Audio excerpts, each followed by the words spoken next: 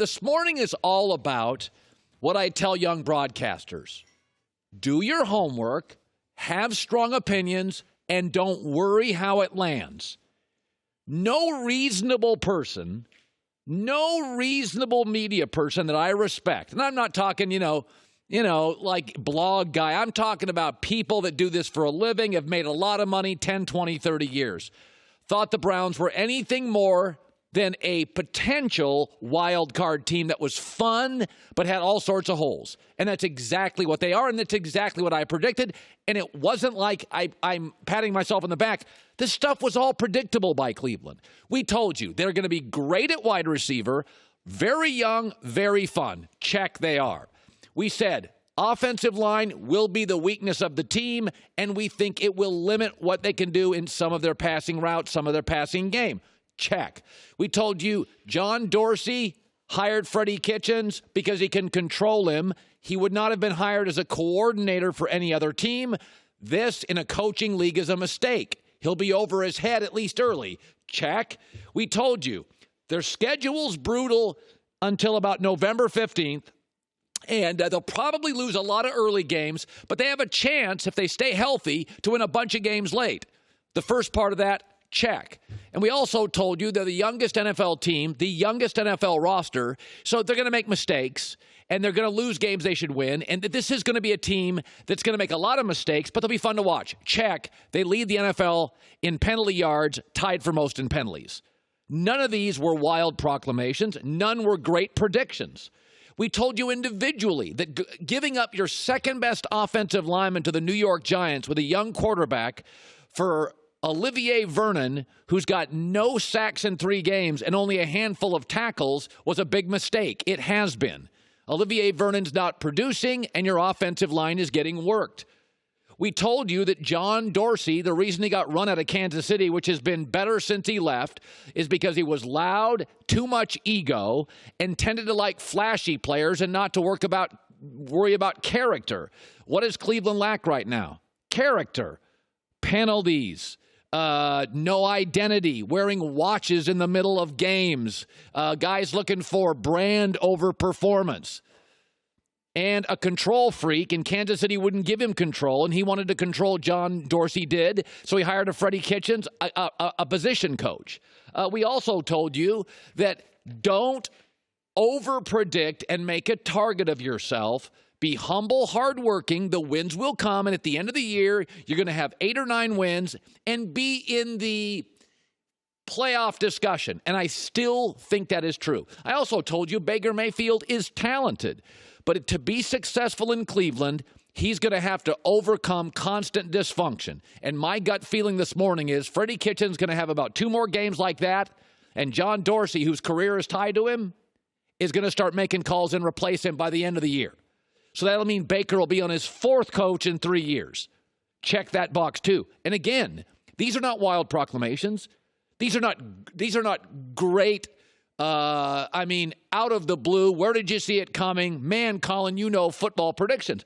Every reasonable person knew this. Plus, when LeBron left, it left a gaping hole in Cleveland for a new hero, and people have wrapped their arms around Baker Mayfield, but he's 5'11 and a half. You can actually make the argument he throws the ball better moving out of the pocket than in it because he can't see over the line, and he runs too much for me because I don't think he's a great athlete. He's 5'11 and a half. He was a 2-time walk-on. He's a good athlete. He's not special. He's Johnny Manziel. He's Tim Tebow. He's good. He's not Lamar. He's not Steve Young. He's not Mahomes. He's not Kyler Murray. He's not that kind of athlete, but he's a good athlete, certainly, better than, a handful of guys. But the reality is none of what is happening to Cleveland was hard to spot. Baker's 30th in completions. That's what happens. He's also 2nd most interceptions. That's what happens when you don't have time to throw in this league and you have a rookie head coach. That's what happens. Don't confuse hater for accurate. I'm not a hater on Russell Westbrook. I was accurate. I'm not a hater on Baker Mayfield in Cleveland. But when you have a historically kind of inept franchise, when you give them a glimmer of hope, they massively overreact. And This morning, I would say Cleveland is the most predictable team in the league. I predicted Tennessee would beat them. I predicted they'd beat the Jets. I predicted they'd lose last night. They're 1-2. They're going to get rolled in Baltimore. It's already a blazing 5 pick. I'll give it to you now. The line's 5.5. This stuff was predictable. Don't confuse accuracy for hate. Let me shift to this. New York City's got Daniel Jones fever. Football's hard. It's really hard. Football practice is hard. OTAs are hard. You're wearing gear. It's hot. Yesterday was hard. You're in Tampa. You trail 12-3. You trail 28-10.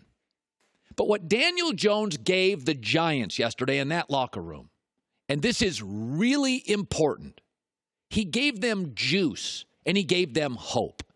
Even when they were down and Saquon Barkley got hurt, you could sense from the defensive effort, you could sense from the receivers, you could sense from the effort, the Giants thought they were in the game. You're down to Tampa 28-10 with Eli. You've seen this for 3 years. There's no juice in the locker room. There's no juice on the field. You're down 12-3 early with Eli. There were 2 plays in that game, and Daniel Jones and Eli are very similar players. Size, the way they look in a uniform, they throw the ball the same way. They even have a connection to David Cutcliffe, who was Eli's coach at Ole Miss and was Daniel's coach at Duke. I mean, there's all sorts of similar. Here's where they're not. Feet. So Daniel Jones, this was a big third down, gets into a situation. They're trailing 12-3. And this is one of these moments in a football game where Daniel Jones scrambles outside. Look at him here. Eli can't make this play. And this ended up being a huge, huge momentum turner. 1st and goal at the 8 to Saquon Barkley. Eli simply can't make that play. And that play is forgotten by the end of the night. It's forgotten.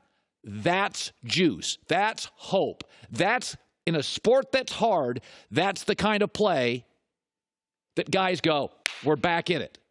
Because that 12-3 trailing right there, that could be game over. You're praying for a 42-yard field goal. And then there was a play after this later in the game.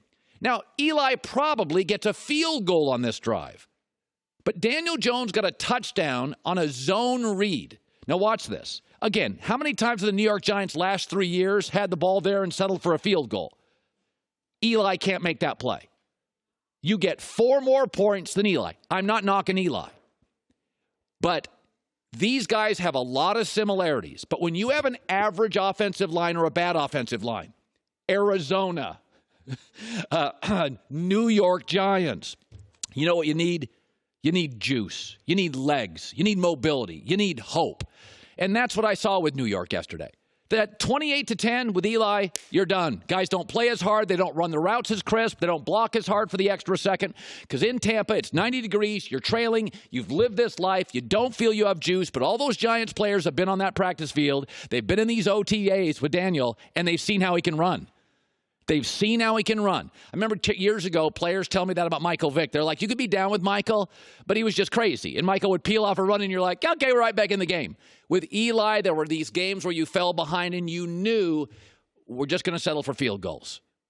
And that's what Daniel Jones gives you, is when you're average offensive line and you're not a complete team and you're rebuilding. Kyler Murray's doing this to Arizona. And they lost yesterday, but Kyler Murray did this to Arizona.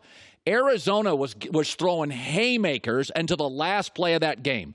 Football is hard. You need juice, especially when you're rebuilding, when your offensive line is bad. And most of these plays you will forget about. Everybody in New York's talking about the missed field goal by the Tampa Bay kicker. It's those 2 plays that kept drives alive and got you a 7 instead of a 3 that are going to keep the Giants playing hard, trailing on the road, inclement weather, hot as you know what,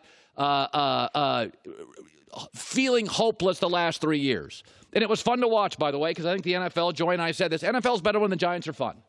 And the last several years, they've just been tired. They're just not fun. And they get down early, and you're just like, unless you live in New York, you just turn the TV off. You're like, okay, they're down 12-3 early. Seacrest out. Oh, they're down 28-10. This is ugly. I never, ever felt that yesterday. Giants have their quarterback. Hi, everybody. Thanks for watching. Subscribe here to get the latest from the show. Also, be sure to check out more of the best clips from The Herd or go watch a few segments from other shows on FS1.